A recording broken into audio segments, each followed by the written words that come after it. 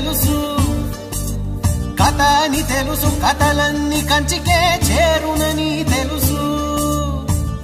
తెలుసు తెర తొలుగుతుందని, తెలుసు తెల్లారుతుందని, తెలుసు ఈ కట్టె పుట్టుకుమంటదని, తెలుసు ఈ మట్టి మట్టిలో కలిసిపోతదని.